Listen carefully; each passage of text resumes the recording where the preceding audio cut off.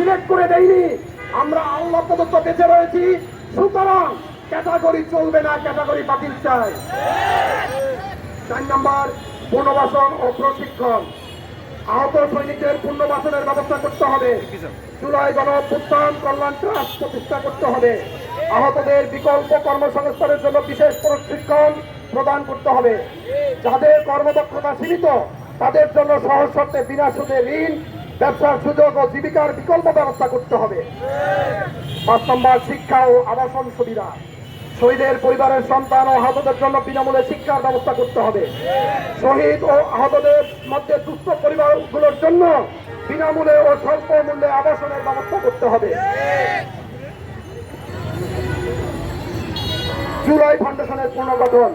আপনারা জানেন এই জুলাই ফাউন্ডেশন কালকেও তাদের অফিসের নিচে আমার আহত যোদ্ধা শহীদ পরিবারের কিছু লোক সেখানে সংবাদ সম্মেলন করে জানান দিয়েছে অলরেডি সেখান থেকে সেক্রেটারি পদে যিনি ছিলেন তিনি পদত্যাগ করেছেন।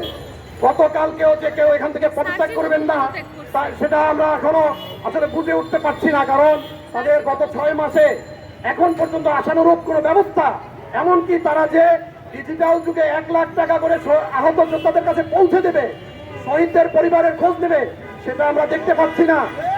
তার বহিঃপ্রকাশে কালকেই শহীদ জুলাইয়ের যে অফিস সেখানে আমরা দেখতে পেয়েছি যে সংক্ষিপ্ত ঘটনা যেটা ঘটেছে আপনারা দেখেছেন মিডিয়ার মাধ্যমে। জুলাই ফাউন্ডেশনের পুনর্গঠন। 6 নম্বর, ফাউন্ডেশনের ব্যর্থতা দূর করে স্বচ্ছ ও কার্যকর নেতৃত্ব প্রতিষ্ঠা। আহত প্রতিনিধিত্ব নিশ্চিত করতে হবে। গণ অভ্যুত্থানে জড়িতদের বিচার ব্যবস্থা। 7 নম্বর, গণ অভ্যুত্থানে জড়িতদের বিচার ব্যবস্থা। গণ অভ্যুত্থানে জড়িতদের খুনি হাসিনা ও তার দোষরদের দৃষ্টান্তমূলক শাস্তি প্রদান করতে হবে।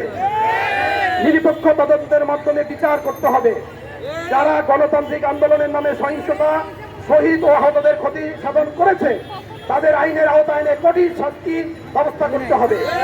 এই প্রক্রিয়ায় ন্যায় বিচার নিশ্চিত করার জন্য একটি স্বাধীন বিচার বিভাগীয় কমিশন গঠন করতে হবে। 8 নম্বর, রাষ্ট্রীয় স্বীকৃতি প্রদান। জুলাই গণ অভ্যুত্থানে রাষ্ট্রীয় জাতীয় গণ আন্দোলন হিসেবে স্বীকৃতি দিতে হবে। আহত ও নিহতদের নির্মূল তালিকা সাপেক্ষে রাষ্ট্রীয় স্বীকৃতি নিশ্চিত করে গেজেট আকারে প্রকাশ করতে হবে। প্রতিনিধিত্ব নিশ্চিতকরণ। আন্দোলনে আহত ও নিহতদের বিষয়ে সরকারের যে কোনো আলোচনা ও সিদ্ধান্ত গ্রহণে আজকে থেকে আহত শহীদের পরিবারের থেকে প্রতিনিধিত্ব নিশ্চিত করতে হবে। এই আন্দোলনে শহীদ ও আহতদের স্মরণে রাষ্ট্রীয় মর্যাদায় শহীদ দিবস অনুষ্ঠান আয়োজন করতে হবে। আন্দোলনের গুরুত্ব তুলে ধরতে এটি পাঠ্যপুস্তক ও সরকারি নথিপত্রে অন্তর্ভুক্ত করতে হবে। এই আন্দোলনে ইতিহাস নিয়ে একটি গবেষণা কমিটি গঠন করে তা সংরক্ষণ ও প্রকাশ করতে হবে। আন্দোলনের প্রতিটি আহত সৈনিকদের সুরক্ষা, সম্মান এবং প্রয়োজনীয় সাহায্য নিশ্চিত করতে হবে। শহীদদের পরিবার, আহত ও আহতদের পরিবারের জন্য সুরক্ষা আইন করতে হবে। আন্তর্জাতিক সচেতনতা। আন্দোলনের গুরুত্ব আন্তর্জাতিক পর্যায়ে তুলে ধরা রাষ্ট্রীয় উদ্যোগ নিতে হবে। আন্তর্জাতিক মানবাধিকার সংস্থাগুলোর মাধ্যমে শহীদ ও আহতদের ন্যায় বিচার নিশ্চিত করতে হবে। এটি শুধু ইতিহাসকে বাঁচিয়ে রাখবে না, ভবিষ্যৎ প্রজন্মের জন্য গণতন্ত্র ও ন্যায় বিচারের একটি উদাহরণ হিসাবে কাজ করবে বলে আমরা আশাবাদী। ভাইয়েরা আমার, 23 থেকে 30 জানুয়ারির মধ্যে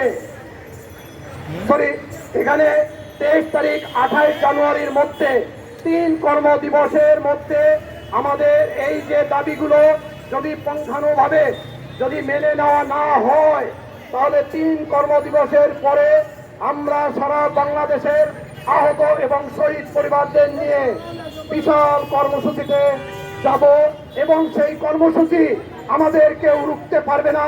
আমাদের জীবন, আমাদের ভবিষ্যৎকে আমাদের নিশ্চিত করার লক্ষ্যে আমাদের জীবন আমরা রাজপথে দরকার হয় বিলিয়ে দেব।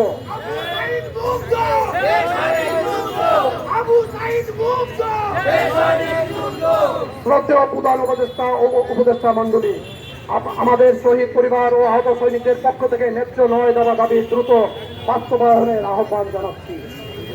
আমরা দৃঢ়ভাবে আশা করি 23 থেকে 28 জানুয়ারির মধ্যে সকল দাবিকে বাস্তবায়ন করে গেজেট প্রকাশের মাধ্যমে আপনারা শহীদদের আত্মত্যাগ এবং আহত সৈনিকদের বেদনার প্রতি যথাযথ সম্মান প্রদর্শন করবে।